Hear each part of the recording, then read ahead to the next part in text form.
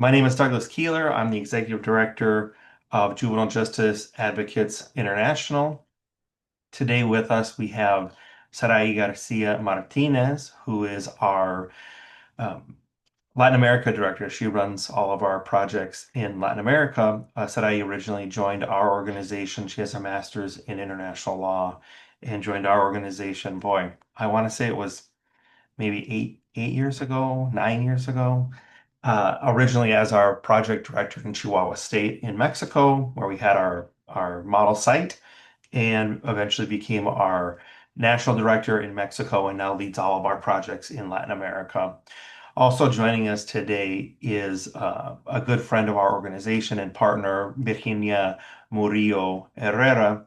She is the president of Defensa de Niñas y Niños Internacional, or Defense for Children International in Costa Rica, the Costa Rica chapter of a multinational NGO dedicated to children's rights. Virginia has been working in children's rights for over 30 years and is a specialist not only in juvenile justice as well as and more broadly children's rights, but migration, um, trafficking, youth participation, and as well as a lot of other topics.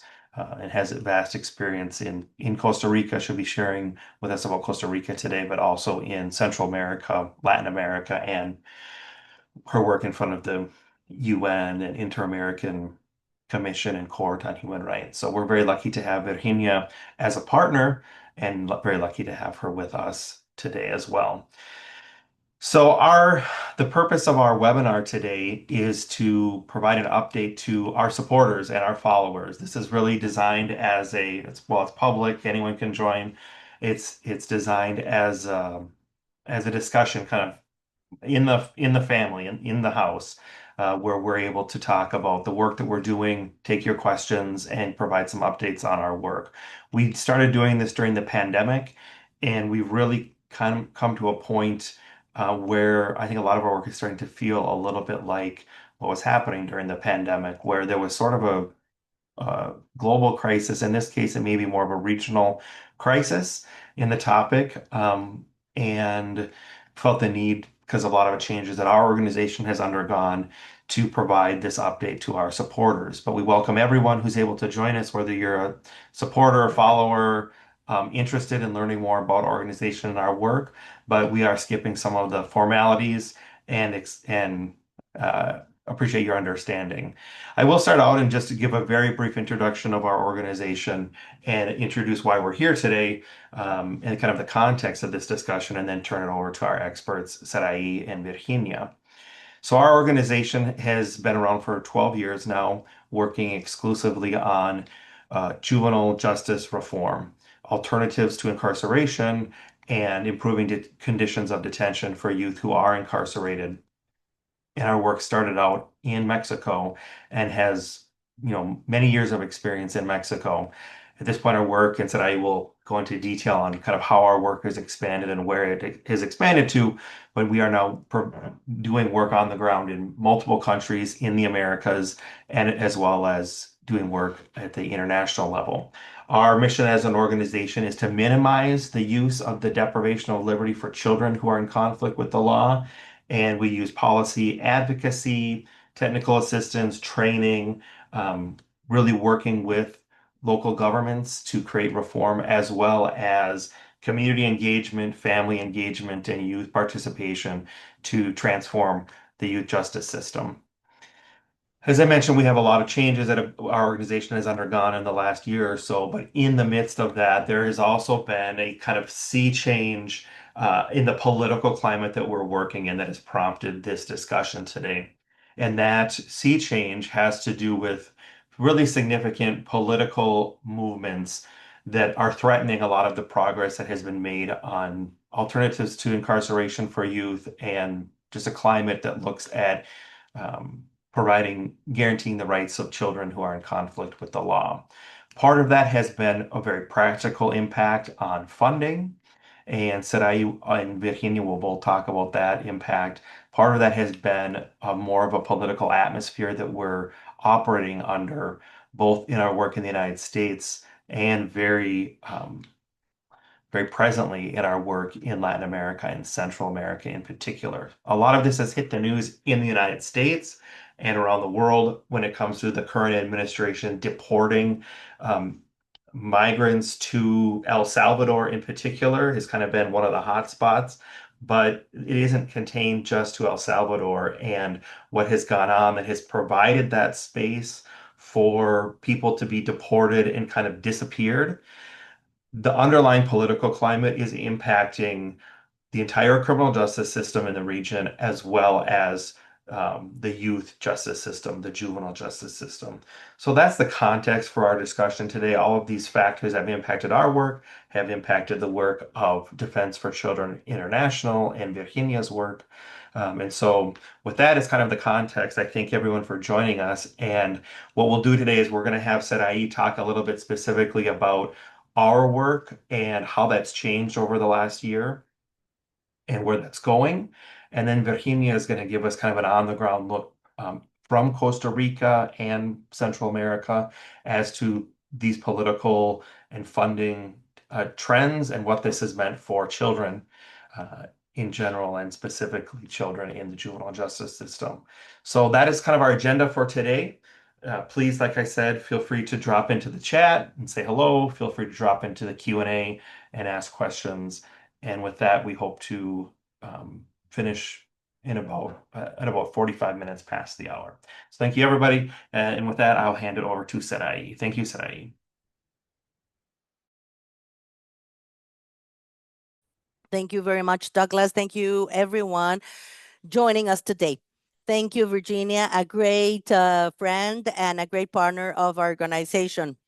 Her presence and her experience in Latin America, Central America, adds a lot to our efforts.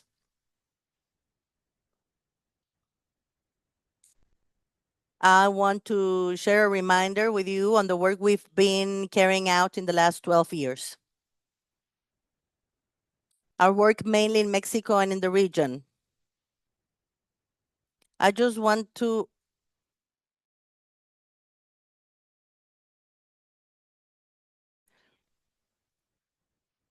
Yes, perfect then. To clarify a bit how we have been focusing on efforts and a bit of the model and understand how successful cases take place and the challenges present here. Our two great work lines are, on the one hand, models and alternatives to detention, focused on building the capacity on justice systems for the youth with initiatives that start from instruments when they make the decision to deprive a teenager from their freedom, as well as eliminating unnecessary delays when they have decided to deprive people in the system with our two main projects.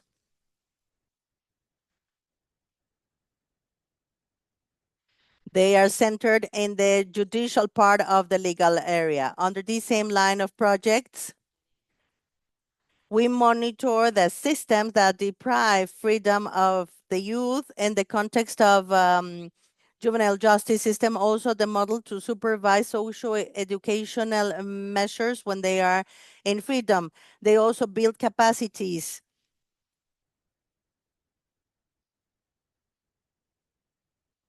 And they have to supervise the youth that are free. Our most innovative or recent project that we finished is the one on post-criminal processes for the youth and their family members. We are more focused on direct services to the youth involving the community. This includes efforts to guarantee basic certainty, such as food security, food safety, and specific types of care or resources when we support the centers in their internal programming on workshops or sports activities, cultural activities, or in the different activities that we want to support within these detention centers. In a very general fashion, that is a summary of the projects that we started back in time. We started promoting these projects in Chihuahua since 2016, started implementing in 2017, carrying out the necessary diagnosis before time. We could call these projects a place of success. We established the process table. We reduced unnecessary delays in the state of Chihuahua. And then this table or chapter was applied on a national basis.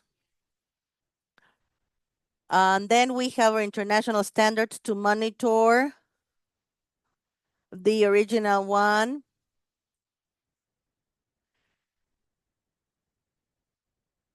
Then we followed up these social educational measures in the state of Chihuahua. We were part of the reinsertion table. And then we guided these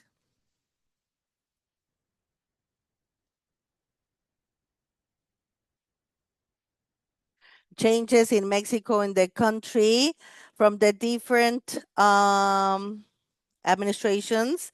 The current one and the previous one were spaces that have been transformed. Unfortunately, there are local stakeholders that have no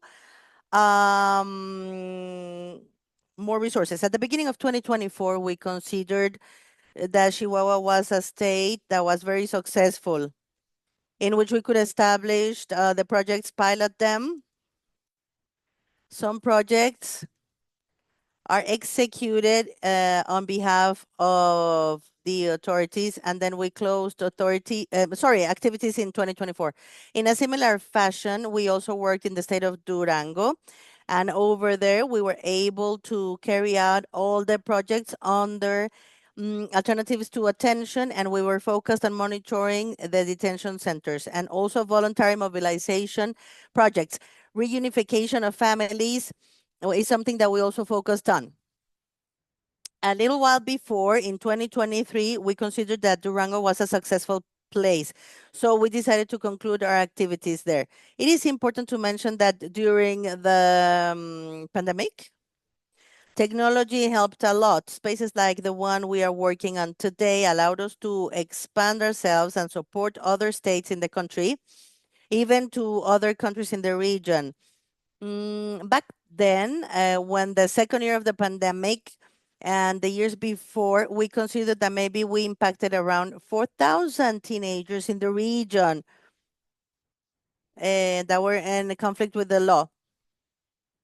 It's always a challenge to replicate our work outside Mexico in Central America and South America. But we believe that despite the negative effect of the pandemic, this also presented a good opportunity to start creating partnerships and collaborations with other stakeholders in different countries.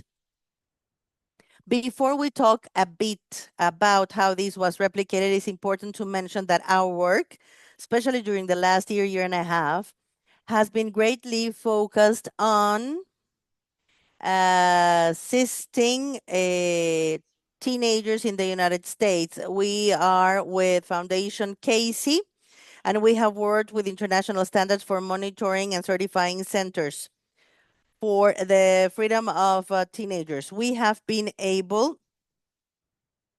to have our own monitoring system, self-evaluation system. So these exercises are carried out in a remote basis, and we carried these out during 2020.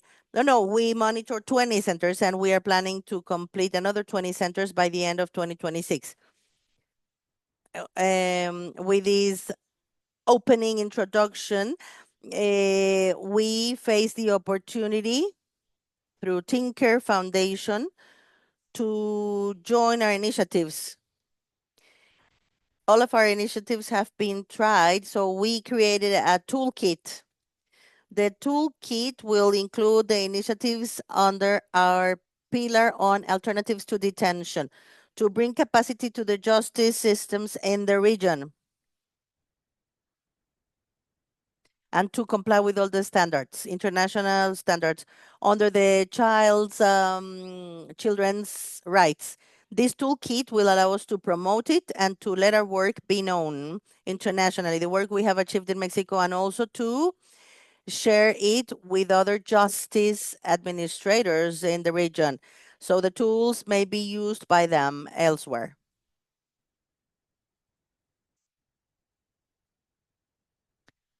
Virginia is here with us because through making and creating this toolkit and promoting it, we have the opportunity of start promoting and implementing at least 2 or 3 projects on the whole array of projects we have in Costa Rica. Before having this Tinker funding, we carried out some visits to Costa Rica because of some conferences that we had organized, because we have coordinated some meetings with an organization, and with Virginia, we have joined our strengths to have training courses. So we wanted to approach the judicial power and also the detention centers. Virginia is going to share a little bit more about this collaboration in Costa Rica. And we will start working with her this year. And the joint work will continue until next year. Following the same pathway, let me share with you that today we are approaching and positioning projects in Honduras. This is a smaller project, and Miss Laura Marcial is here with us today as well. She's been very close to the legal system. She knows it very well. She's had experience on other types of implementation of different programs. She also knows the result of some American policies that have been changed and the funding has been canceled. Honduras is a country we visited right before the pandemic. We saw many challenges that the justice system faced, especially for the youth, or the juvenile justice system, better said. Talking about basic care in detention centers, supervision of youth people who have justice measures being applied outside the detention centers. Also, reinsertion measures. Honduras is a very similar case to what we saw in Mexico and other countries, in which administrative changes imply staff changes. So it's very, very difficult to keep implementations of programs. And our country has faced that for more than 3 or 4 years. And that's the same that Honduras has faced. This year, they will undergo elections. However, the work of other organizations that have worked there has allowed to carry out interinstitutional support, and we believe that this is an opportunity to support the system with our projects. And I believe that we will start as of now. Some of you may also know that we used to have some support on behalf of Sherry B in the United States, focused on art, and it was going to help us work in some detention centers, juvenile detention centers in the United States, but this is affected by the new administration now. We have decided to keep the minimum capacity of this art project in one detention center, two detention centers in Puerto Rico. This project, together with the efforts of people collaborating with us in Puerto Rico, Jose and Natalia. If you read our newsletters, you'll find their information there. This will also allow to bring more projects close to the Puerto Rican project. First off, we have to understand what our priorities are and what their priorities are, and of course assist them from these art project, but together with the whole justice system. I understand that this is a lot of information, but what we can rescue from this experience is that we see the impact on the investment of international development. Administration changes are also very important. This, if for us, is very important, significant. Many changes have taken place. However, this is ongoing work, and we are achieving the goal of starting works outside Mexico. Mexico is a point of reference still today for some states, always with open doors to continue with technical assistance. In Mexico City, we still have some pending tasks. We're trying to find the best way to achieve monitoring one of the 5 detention centers in the city, with a great expectation that this may continue and that we may continue collaborating with each other and with the juvenile detention system. Douglas, would you like me to say something else about this summer, which is not so summarized, on the activities that we carry out? But I believe that I have touched upon every single subject.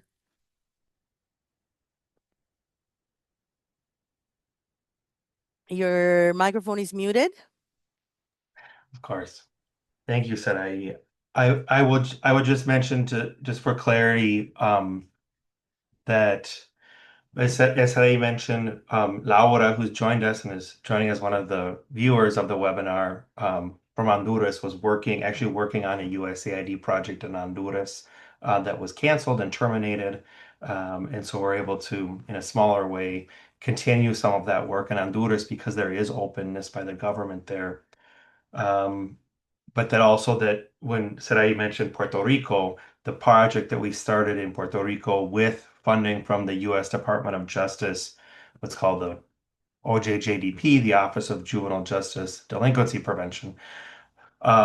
Very excitedly, we jumped into the project, and then the project was terminated. The funding was terminated, along with a group. There was about 360 other Department of Justice grants that were terminated by the new administration at the same time. So, continuing the work on a smaller scale in Puerto Rico. We have a commitment to work in Puerto Rico, and some of the participants of that project, some of the instructors are volunteering their time, which is great.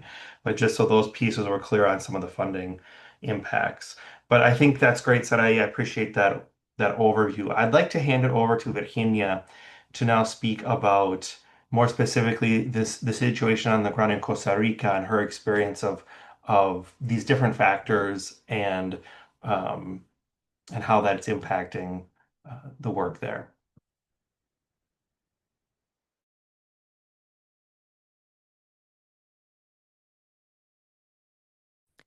Thank you, Douglas. Thank you very much for the invitation to be here. Probably I'd like to share with you that Costa Rica is a complex country. The region is complicated, as Sarai also mentioned before, in regards to the possibility of being part of the processes, right? However, there are also many opportunities. Let me start talking about Costa Rica. Afterwards, I will talk a bit about the region and what impacts us or influences us. I believe that it is important to understand that the deterioration of conditions in Costa Rica is not product of the reduction of cooperation or due to the pandemic. No, this started many, many years ago. So little by little, we have seen how Costa Rica is stepping backwards fast. So I may share with you that maybe it's more than 10 years, probably 15 years, but the last 10 years we have seen a drastic drop. When we talk about Costa Rica 15 years ago, we are not facing the same Costa Rica. Unfortunately, the country has changed a lot. Back in 2018, in the case of children and teenagers, probably we had the first very, very strong defense towards the budget of the leading institution, which is the National Patronage of Infants. And there we started struggling and fighting with public budgets that have to do with the social sector. Probably much more evident, and then the non-compliance of budgets that were defined by law. After that, a new government took over and it made the decision of establishing a law to enhance public finance with the justification that if they did not do it, somebody had to do it in order to be able to cover the debt of the country. However, that had an impact in the population in general. And we moved from a high medium social class or economic class to a very low medium income and a very, very small high income class. Economies changed. Families, economies changed a lot. Then pandemic hit, affecting the whole world. But COVID showed a visible reality, a dramatic one, by the way. But this was not the result of COVID. It was just something that made the reality come up to the surface. And children and teenagers were the first who were locked in and the last to be freed. But besides that, in the region, unlike Europe, it started there first. But COVID effect started 1 year later in Costa Rica. We had a very significant leadership in preventive actions as well as in treatments. Many people were limited and had many needs. They could not have access to the necessary attention. Another problem began back then. Attention was delayed. Detention centers were limited. People who were in prison could have no contact with their families. Education was also negatively affected, and we see that still here. It was not only COVID, but other situations that also influenced. Then there was a change in government, and this has been really impactful. This is a much more popular type government. It's a right-wing government, and they have been very close to the trends of Bukele, and they respond to organized crime. And there's a fear type of policy. You cannot express yourself. Civic spaces have been closed.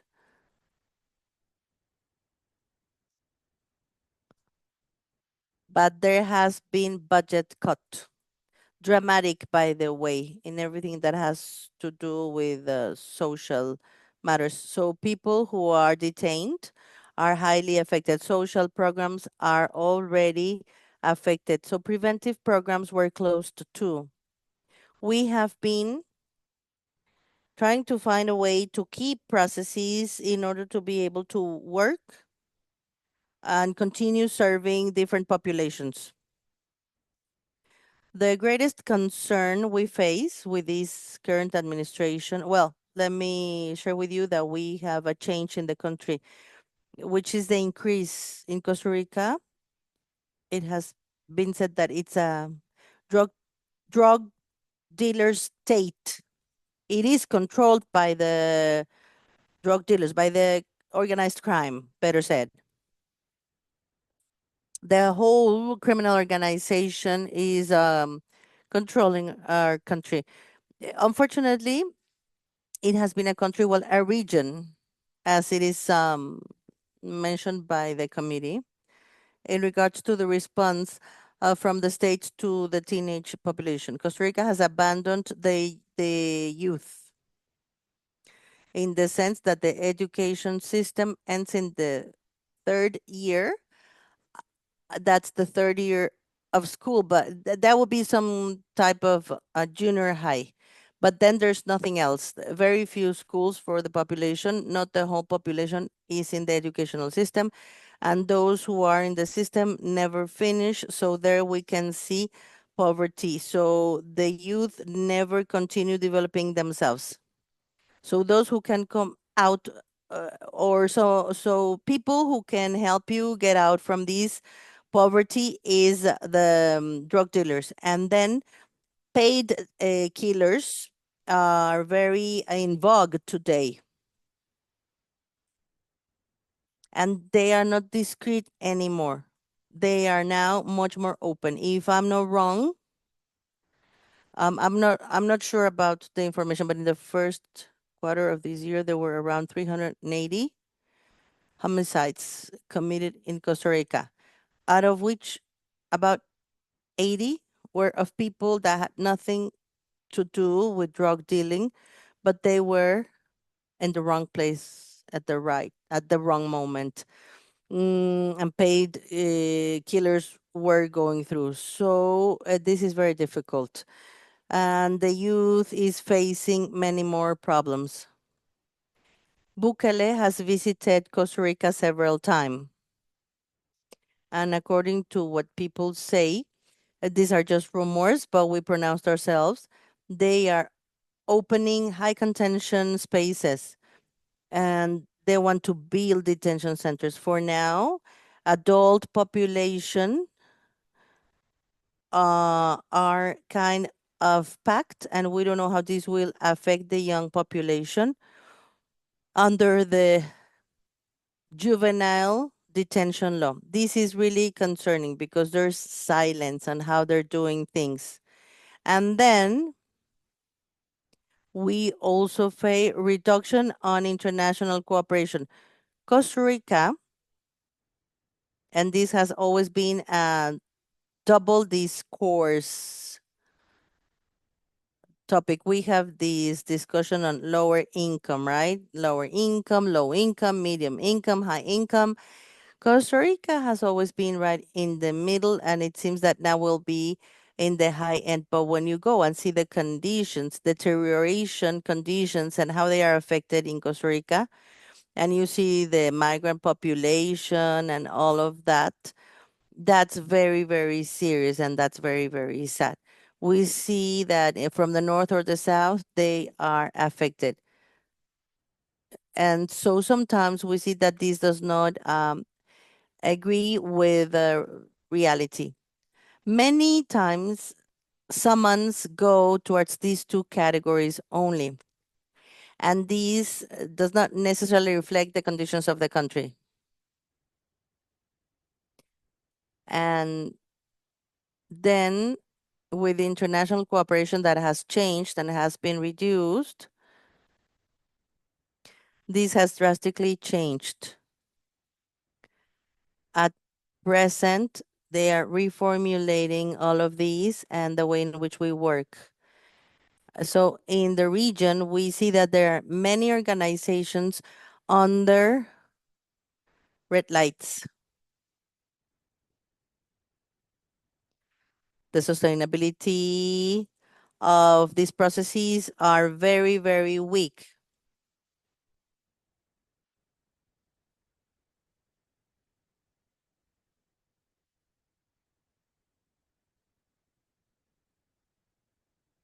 These sounds very complex, but that's the scenario under which we have to work and we have to learn to give responses. The other part, which is also complex, it has to do with mm, the trend of the countries. This is constant insistence. We insist, or we see that the states insist They want to punish the youth as if they were adults, or they have to reduce the age. We are facing these situations constantly. It depends on some governments, but it also depends on some different trends. If the world approves this, then the rest of the world approves it too. I believe that talking about teenagers, organized crime, the youth, the lack of opportunities, the need to create opportunities that help these youth becomes more and more difficult. There are states that simply don't want to invest, don't want to cooperate, and cooperation is not a priority for them. So here we are like in a mm, closed alley. They want to pay more attention on climate change, on women, and so they allocate funds for other things. So how can we have new cooperation pathways? In this sense, the relationship with JJ has been not really a punctual relationship, but a long-term relationship, right? We have been building this relationship little by little. We have been working together for many years in places where we coincide based on the objectives, the topics, the subjects. We have opened many joint spaces to reflect, to study. We have created training spaces too. So I believe that being able to have an opportunity to work together now, to work in a series of specific processes to strengthen the response and enhance the response of the legal power and the justice operators in everything that has to do with detention centers for us is like a great window of opportunity. And it is of great joy to be able to do it with an organization with which we feel so comfortable. We feel you like our brothers, our partners in this joint struggle, in this very complicated scenario. But we know that it is necessary to work hand in hand with others in order to be able to face all of these and, well, overcome this very complex scenario. Thank you. Thank you, Virginia. Um, the just a few final kind of comments, and then if folks do have questions, I do want to respect the time that we had assigned to this webinar. I think gives you a sense of Virginia gives you a sense of the struggles. As she said, Costa Rica is a complicated situation. Each of these contexts is where we've initiated work, or some places we've been working for a long time, are have their own complications. But I think this is a pretty common refrain at this point that there's been a lack of investment in the public from the public sector that has created some underlying problems. We saw a lot of that revealed during the pandemic. But now with this kind of new crisis, a lot of that external funding has been taken away. And whatever funding is left is, people are scrambling for those opportunities, but it's just much less, and it shrinks the space. At the same time that you have some of those civic spaces shrinking kind of from a what's acceptable discussion to have. And just this trend, I mean, you see it in Costa Rica with the president of El Salvador visiting there. I mean, this was long before the current US administration was in place. But the president of El Salvador visiting Costa Rica, making his comments and giving that kind of subtle pressure and not so subtle pressure to be literally to be tougher on people who are incarcerated, um, as a path to security. And we know that isn't a path to security. That in our case, working with children, that locking them up for longer, locking them up with adults, treating them worse is it reinforces a cycle of criminality, a cycle of violence. And so we see that in our work. Virginia sees that in her work. And it really is the case. I will just comment that we had an opportunity to visit Costa Rica and speak with the judges and visit the detention center there before, under the previous administration. And then also as we launch this work, take another visit, and just the differences, even in just getting access to go into the facility or to get information. It's kind of night and day on that openness. And so as those doors kind of literally and figuratively close, where are the spaces left for us to do work? So that's the last comment I want to make is kind of where does this leave our organization and the work that we're doing, and how do we see a path forward? So on the financial side, we've weathered a lot of these, and we've always had the benefit of not of never having a very large budget. So losing any particular funder has been something we've been able to overcome as an organization. We've grown bigger at times, we've shrunk as an organization at times. But the commitment right now, especially as Sarai mentioned with the Tinker Foundation, to help us replicate this work in Latin America has been fundamental. But that's for a specific period of time, for a 2 or 3 year grant, that then the plan was to be able to present those toolkits to funders, like USAID or like the development agencies that now are pulling back in the region. So um, we are looking at how can we continue to partner with where there are open doors at the local level, at the kind of the most local level, in the court, in wherever there's an open door. That's one of our strongest partners right now in Costa Rica, is in the court. And it's a little bit more insulated from um, the political changes that take place. In there's more open doors to us in our work in Puerto Rico, in the detention center, but also in the court, for sure, as a potential ally there. So that's our first objective as an organization, is to continue to work with local actors who are open to these initiatives, and continue to make progress on whether it's improving detention conditions or even just reducing court backlogs, reducing court delays so that children don't spend as long waiting for their trials.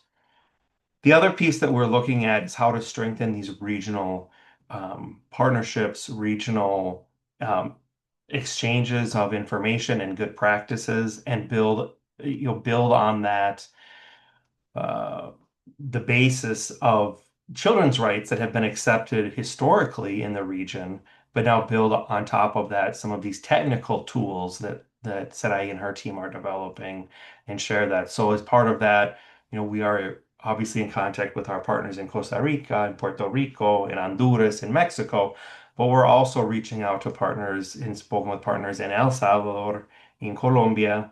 And as we are getting ready to release these toolkits, we will be doing more, virtual webinars and trainings with participants from, beyond just the places where we have kind of people on the ground in the field. So that's how we're approaching this time, is to look locally and look regionally to strengthen those networks. And um, at some point, the pendulum will swing again, and we'll continue to hopefully be in a strong position at that point to really take the ball forward, in places where doors open up again and the political situation changes. And we're always, keeping our fingers crossed and praying that the funding situation will change as well, because that's key. So with that, I would open up if people have questions. But I also would like to hear in the meantime, or people don't have questions, I would actually like to put it back to Sarai and have Sarai kind of react to what Virginia shared with us, and how she would relate that to the context in Mexico or in some of the other places where she's been working now.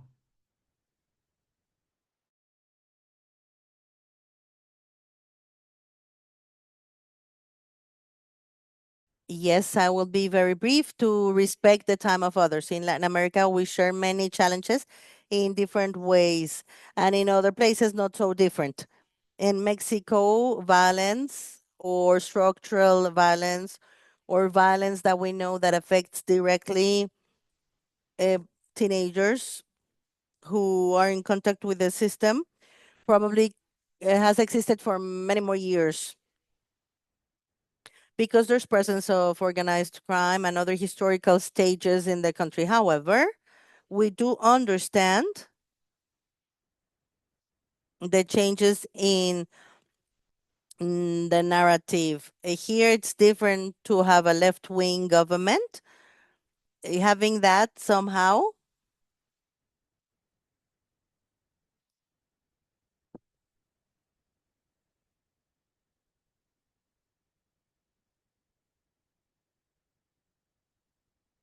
we are not the only organization. Um, I don't know, maybe 8 years ago, we saw those disappear. The impact of international cooperation in Mexico is important.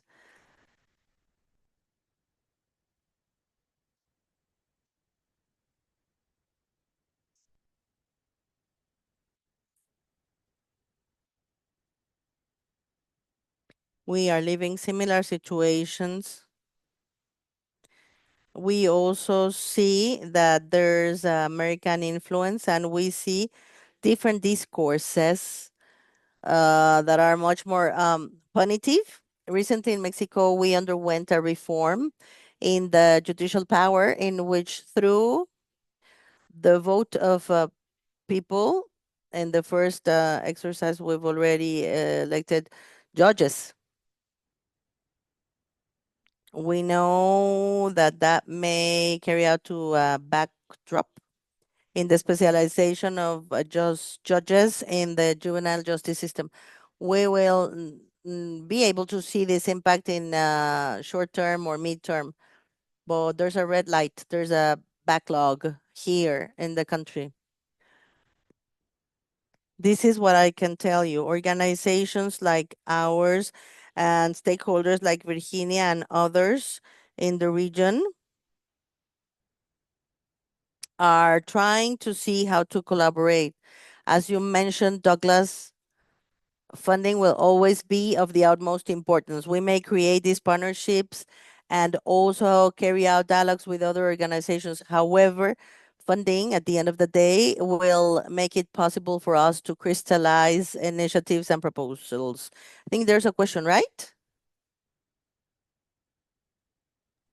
Yeah, you, I'm happy to address it first, and then if you want to address it today, since it kind of affects you maybe more directly, maybe you go ahead first. No, well, not directly.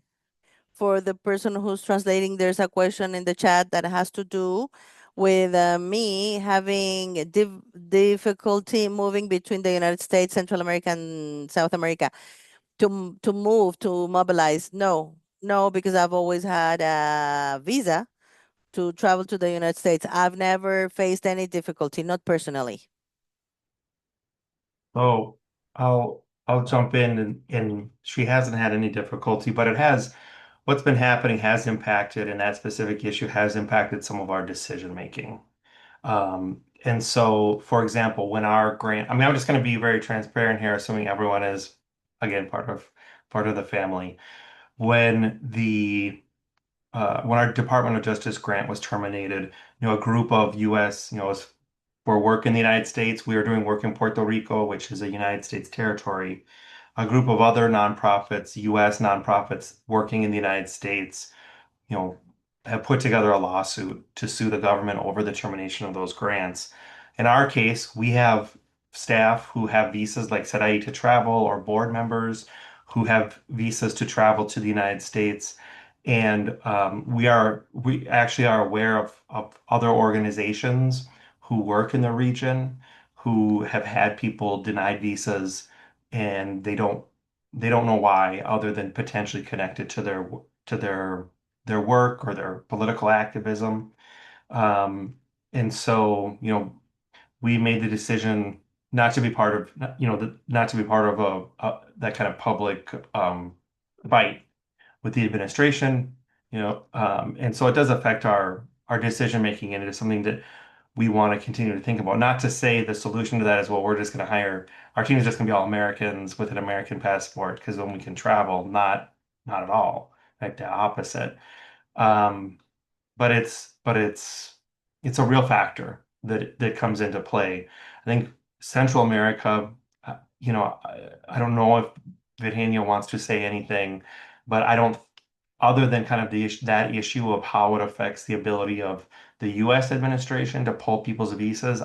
I'm not aware of any other impacts. My sense is from speaking to internationals working in El Salvador is that they still feel fairly safe traveling in and out of El Salvador, which is, have had one of the more oppressive, is becoming the more oppressive figure in Central America.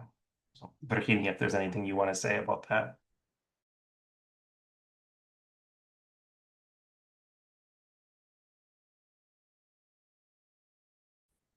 Well, I believe that in fact it's not the same to travel now from Latin America to the United States, or the United States to Latin America anymore. I don't know what's happening because the only thing I know that's happening is, on the one hand, they deny visas. You see so many things in the social networks that you don't know what's real and what's unreal. However, coming to Latin America, I don't think anything has changed. Not really.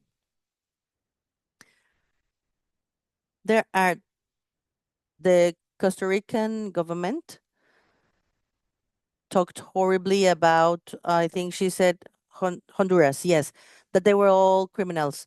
So now Costa Rican people must have a paper establishing that we're not criminals and other documents, because this is retroactive. It's reciprocal. That's the best word. And the same happened between Brazil and Spain, things like that. But you have to be very attentive to changes.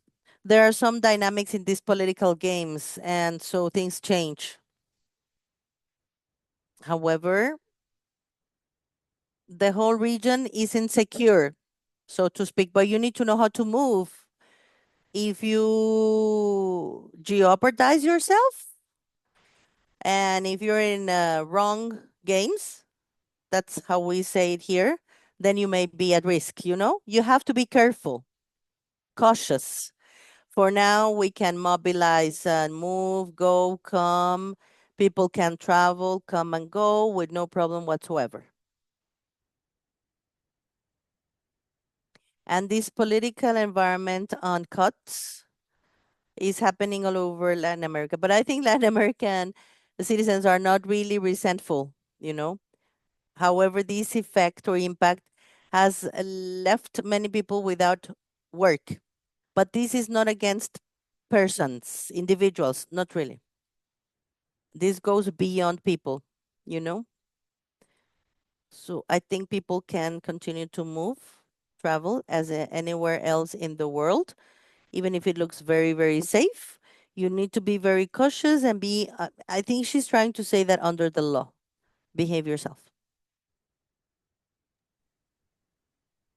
That's always good advice. Um, Well, thank you everybody for joining us. We will be putting out some clips from this discussion and the whole video from the discussion as well, for people to have access to it. But I appreciate everyone's participation and joining us here today, especially Sarai and Virginia, and the work and dedication that you've shown and the commitment to, in particular, the children of this region, of your countries, and I'm very hopeful about our work as it goes forward. And again, similar to during the pandemic, feeling like it's very needed right now. And so I just will also thank our supporters, the people who have been part of making sure that we do have the funds and the resources we need to do the work that we can do. And you know, continue to thank you for for your commitment to this work. So with that, I'll say goodbye to everyone and have a wonderful evening. Thank you so much. Thank you, everyone. Thank you, Virginia. Thank you, Douglas, and goodbye.